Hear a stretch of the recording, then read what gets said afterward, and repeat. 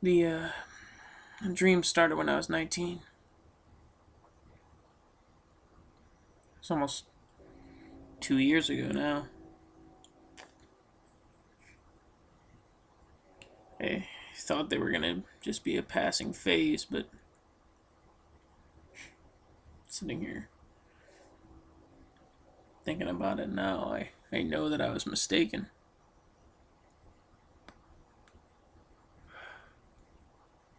Everyone's had a bad dream before. It's not something new.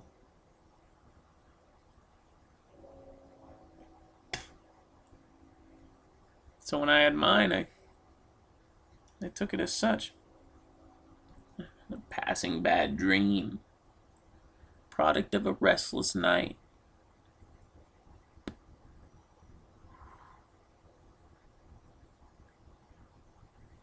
But it wasn't a product of a restless night. It was the product of a restless life. Dreams continued. They got worse. They got more vivid.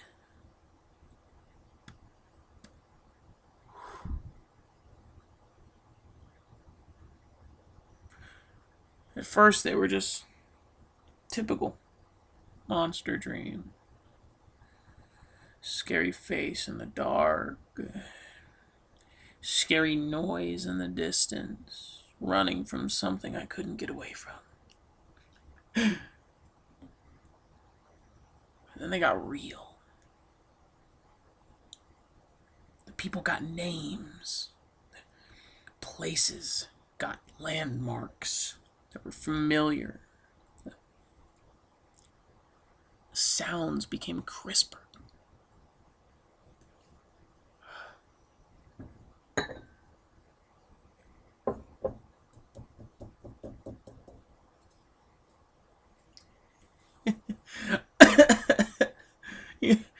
In the beginning, I thought I was going crazy. I'd wake up every morning, 3 o'clock in the morning, cold sweat, heartbeat running at 180. Thought to myself, oh shit, another bad dream.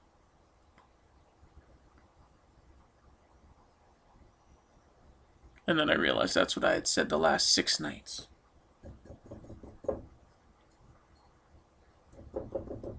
You see, the average American adult has about 3 to 5 nightmares a year. 3 to 5 a week was an average. I was lucky if I had 3. I remember one in particular. I was on a date in the park. I was with a girl.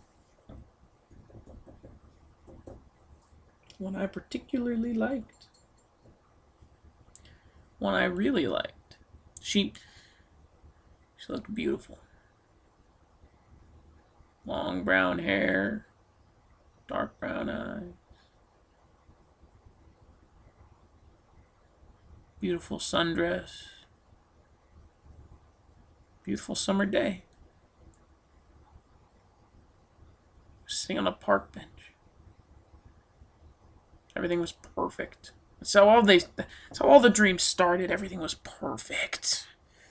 Things were great.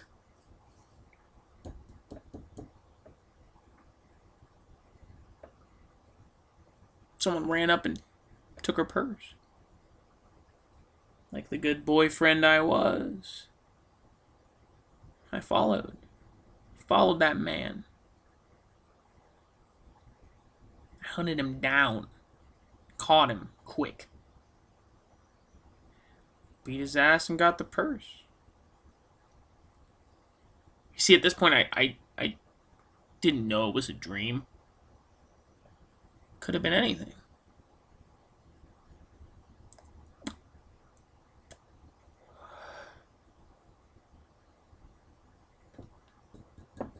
Grabbed the purse, Turned around. Where was the girl?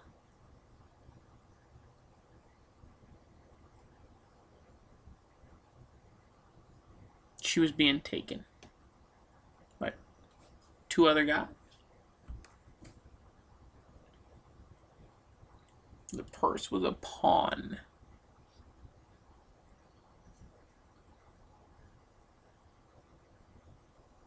I clutched it, and I sprinted full speed back to where they were. But, made it within 10 feet, and then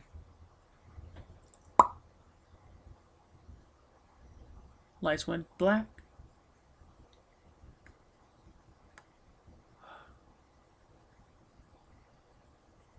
Woke up. I was on a table, strapped.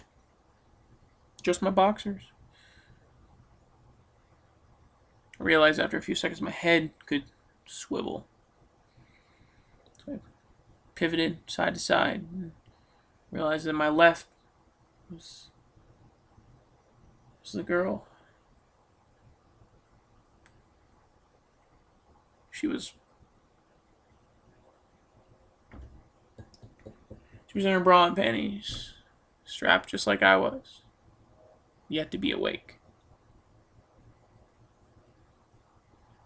Said her name a few times, and it seemed to wake her up, and she looked around. She panicked. She found my eye. I did the thing that any loving person in that situation would do. I told her everything would be okay.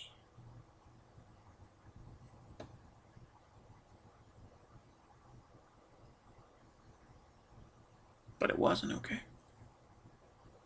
The man, I can't even describe his face because I couldn't see it. It was fucking dark. I could see the whites of his shining ass eyes. I could see his fucking eyes. Better than anything, they were just white. He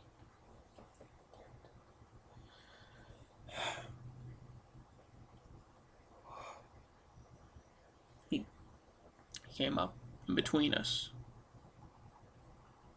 And he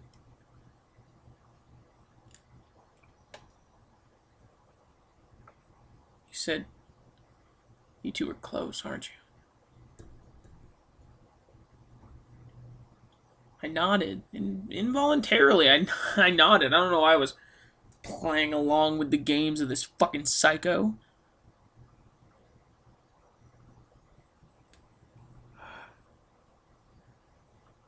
He smiled. See his fucking teeth. They were stark white against that darkness. And I could hear her whimpering. And I knew I had to do something, but I couldn't. I was in those fucking chains. Goddamn restraints.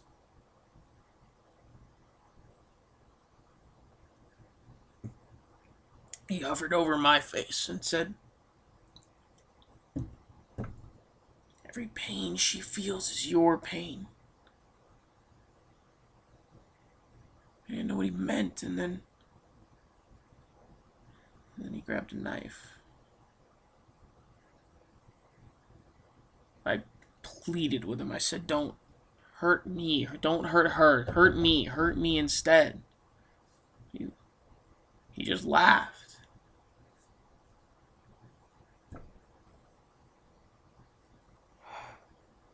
He walked up to her and cut her right on the hand. And as he did, I felt a pain.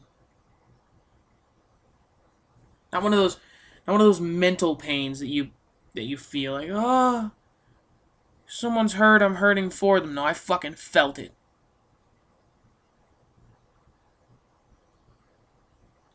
I adjusted my head and I looked and I saw that I had a cut. I had a cut right on my hand.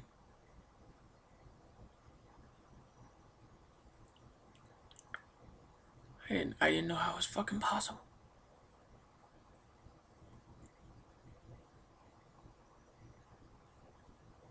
He laughed. He fucking laughed at me.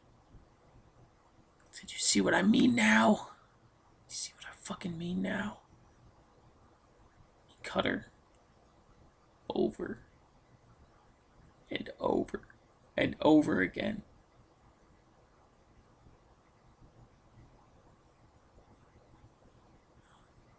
The only thing I could fucking do was lay there and feel every second of it.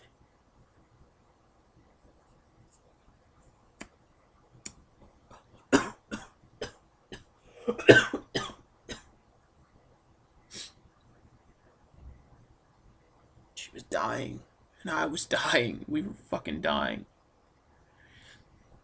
And he looked at me. And he said, there's one thing you can't do. And I guess he thought that I responded with my eyes because I didn't say a fucking thing. But he looked at me. He said, there's one thing you can't do, and that's die. You can feel all her pain, every second of it. But I won't let you die.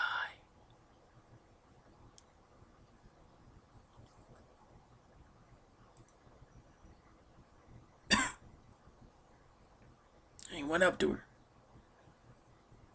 He took the knife between both of his hands.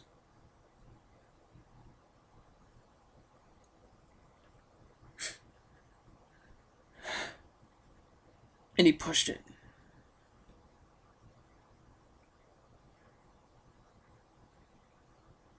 Right into her heart.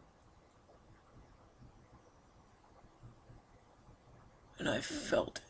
I felt it pierce my skin and plunge into my chest. But I was there. I was awake.